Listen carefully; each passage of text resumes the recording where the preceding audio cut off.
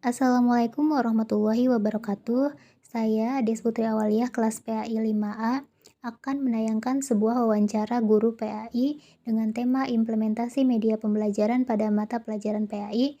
Nama gurunya itu yaitu Bapak Udin Solehudin SPDI, Sekolah MI Miftahul Jannah Gandol, Desa Dukuh Picung, Kecamatan Luragung. Tugas ini dibuat untuk salah satu tugas ujian tengah semester mata kuliah media pembelajaran, yaitu dosen pengampu Ibu Ade Yulianti MPDI. Berikut adalah tayangan video wawancara yang dapat saya tayangkan. Selamat menyaksikan. Baik Pak, terima kasih sudah meluangkan waktu. Di sini saya bertujuan untuk mewawancari Bapak mengenai proses pembelajaran atau implementasi media pembelajaran yang Bapak lakukan dalam sekolah di sini ya Pak. Pertanyaan itu yang pertama tuh bagaimana proses pembelajaran yang Bapak lakukan di sekolah ini? Bicara proses pembelajaran ya, pembelajaran itu kan sebagai proses kegiatan yang jelas dari berbagai sumber. Secara umum bisa dikatakan bahwa proses pembelajaran khususnya di madrasah kami di sini itu melalui 3 fase atau tahapan. Yang pertama tahapan proses pembelajaran yang ditanyakan, yaitu meliputi tahap perencanaan, ya seperti biasa guru yang lain itu melakukan perencanaan, baik itu perencanaan tahunan, semester maupun harian, bulan harian lah, jadi RPP dan lain sebagainya. Nah itu pada tahap perencanaan. Kemudian pada tahap pelaksanaannya itu mengacu kepada kalender pendidikan. Jadi dalam pelaksanaannya nanti mengacu kalender pendidikan, kemudian mengimplementasikan perencanaan tadi yang sudah direncanakan di rencana pembelajaran yang meliputi tahapan-tahapan pembelajaran 1, 2, 3 dan lain sebagainya. Kemudian yang terakhir itu tahap evaluasi. Nah ini juga tahap yang paling penting untuk mengukur keberhasilan dari perencanaan tadi. Apakah sudah berhasil atau tidak? Kalau belum, nah itu akan dilakukan tindak lanjut ya seperti remedial dan lain sebagainya. Dan kali itu untuk proses pembelajaran yang dilakukan di sekolah kami dan mungkin sekolah-sekolah lain pada umumnya. Baik Pak. Terus yang kedua tuh bagaimana penggunaan metode dalam penyampaian materi Pak? Baik. Sebetulnya semua metode itu ada sisi baik dan sisi kurang baiknya ya. Artinya dalam pengertian menguntungkan bagi siswa atau juga mungkin kurang menguntungkan. Jadi metode pembelajaran yang biasa digunakan itu yang sering ya, karena metode itu sekarang banyak sekali. Seperti untuk PAI biasanya tidak akan terlepas dari metode pembelajaran konvensional, yaitu metode ceramah. Karena apa yang akan disampaikan yang melalui ceramah dulu, tugasnya tidak ditinggalkan. Kemudian nanti bisa berlanjut ke metode yang lain sesuai dengan materinya, seperti diskusi, tanya jawab, atau demonstrasi ke depan. Atau juga bisa eksperimen, bisa juga itu eksperimen. Kemudian juga resitasi dan karya wisata. Nah, itu diantara metode-metode pembelajaran yang bisa kita gunakan dalam rangka proses pembelajaran kepada para siswa. Terus yang ketiga itu bagaimana implementasi pendidikan agama ditinjau dari kecerdasan emosional siswa? Ya, bicara tentang kecerdasan emosional itu tidak lepas dari sikap pola pikir dengan mindset siswa, di mana siswa itu memang harus dibimbing oleh guru untuk menanamkan sikap yang positif.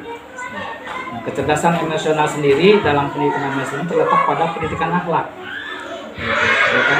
Siswa yang tidak mampu mengelola emosi itu sering melakukan tindakan-tindakan yang di luar batas kewajaran. Dalam Islam perilaku menyimpang itu disebut biasanya akhlakul majmumah, ya, akhlak tercela. Nah, kemudian siswa-siswa yang bisa mengelola emosinya, itu bisa melakukan tindakan-tindakan yang baik, itu biasanya disebut dengan akhlakul karimah. Nah, ini adalah tugas guru untuk membimbing para siswanya melalui pendidikan agama Islam ini supaya bisa secara psikologis bisa membimbing siswanya kepada akhlakul karimah. Ya, kemudian pertanyaan keempat itu, bagaimana cara mengetahui belajar siswa bila ditinjau dari kecerdasan emosional tadi, Pak? Oke, kalau dilihat dari keberhasilan atau pengaruh ya, kecerdasan emosional terhadap siswa itu tidak lepas dari prestasi siswa. Jadi kita bisa mengukurnya itu dari dua hal. Pertama dari sisi kognitif, kedua dari sisi psikologisnya.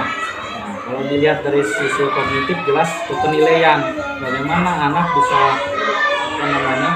bisa terlihat bahwa dia itu sudah bisa menyerap materi yang sudah disampaikan oleh guru, itu dari sisi kognitifnya, itu dari sisi penilaiannya, apakah dia nilainya itu sesuai dengan KKM, di bawah KKM, atau mungkin melampaui. Itu kan bisa dilihat seperti itu kalau dari sisi kognitifnya. Tapi kalau dilihat dari sikap, nah itu guru juga bisa melakukan seperti penilaian rubrik itu, penilaian sikap. Nah, itu bisa dinilai juga bagaimana kemampuan dia mengimplementasikan pelajaran yang sudah disampaikan oleh guru dalam hal emosional tadi, kecerdasan emosional seperti akhlak. Apakah dia berperilaku positif atau tidak? Kalau masih berlaku kurang bagus, misalkan akhlaknya kepada temannya, kepada gurunya, kepada yang lain kurang bagus, itu berarti kita bisa mengetahui dari sisi emosional siswa belum berhasil dari sisi tadi sifatnya. Karena pada dasarnya pendidikan PAI itu justru kepada kecerdasan emosional, yaitu ada di bidang akhlak itu tadi. Semua pelajaran akan ke situ. Karena dituntut untuk siswa itu bisa berakhlak yang bagus atau akhlakul karimah. Pak, akhirnya Pak, pertanyaan itu, faktor atau kendala apa saja menurut Bapak sebagai pengajar di sekolah ini? Ya, untuk faktor ini banyak sekali ya. Nah, seperti misalnya dalam hal tadi untuk mengimplementasikan pelajaran, kalau punya dari sisi kecerdasan emosional siswa. Belum lagi siswa ini kan heterogen. Jadi dalam satu kelas saja itu berbagai tingkat kemahiran siswa bisa kita lihat. Artinya tingkat kemahiran anak itu kan bisa saja dia masih perlu intervensi. Artinya hasil belajar siswa itu masih kurang. Gitu. Hanya konsep-konsep saja. Sementara bisa juga siswa yang lain sudah memiliki kemampuan yang lebih tinggi, misalkan tingkat dasar. Ada lagi yang mungkin sudah cakap, sudah terampil, atau bahkan perlu ruang kreasi. Faktor pendukung ya, barangkali pendukung dan penghambat itu tadi mungkin kendala bisa disebut faktor penghambatnya. Tapi faktor pendukung ya jelas dari sisi pribadi guru itu sendiri. Ya, sekarang kan sudah banyak media untuk belajar, kemudian juga ada diklat dan sebagainya. Itu salah satu faktor pendukung guru dari sisi guru dulu ya, untuk meningkatkan kemampuan mengajar. Nah, dari sisi siswa, kita juga harus positive thinking bahwa siswa itu memiliki kemampuan dasar yang bisa dikembangkan oleh guru. Jadi harus positif dulu melihat kepada sisi siswa bahwa siswa itu bisa dikembangkan. Jadi kemampuan dasar itulah yang harus digali oleh guru. Nah, itu sisi positifnya.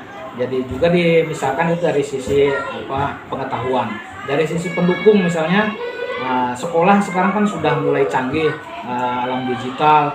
Nah, itu alat-alat dan media juga salah satu faktor pendukung yang bisa digunakan oleh guru untuk meningkatkan kompetensinya, juga untuk meningkatkan pembelajaran di kelas, sehingga kecerdasan emosional siswa sikap bisa ditingkatkan juga. Nah, barangkali itu kalau faktor-faktor ya. Masih banyak sebenarnya faktor yang lain yang bisa disampaikan, tapi karena keterbatasan waktu, barangkali itu cukup. Ada lagi? Sudah Pak, mungkin cukup ya Pak. Terima kasih atas waktunya. Bapak telah meluangkan waktu untuk diwawancarai oleh saya Pak. Ya, sama-sama. Terima kasih juga. Mungkin jawaban-jawaban kurang pas atau juga kurang sesuai dengan yang diharapkan juga. Maaf.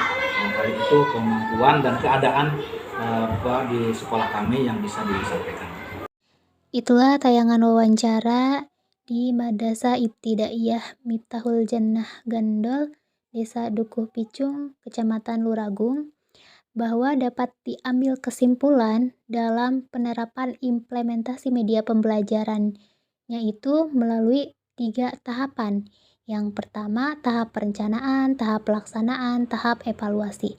Dalam penggunaan metode, yaitu dalam penyampaian materinya atau materi PAI, itu tidak terlepas dari metode ceramah dan kemudian bisa menggunakan metode lain sesuai dengan materinya seperti diskusi dan tanya jawab atau demonstrasi ke depan dan lainnya.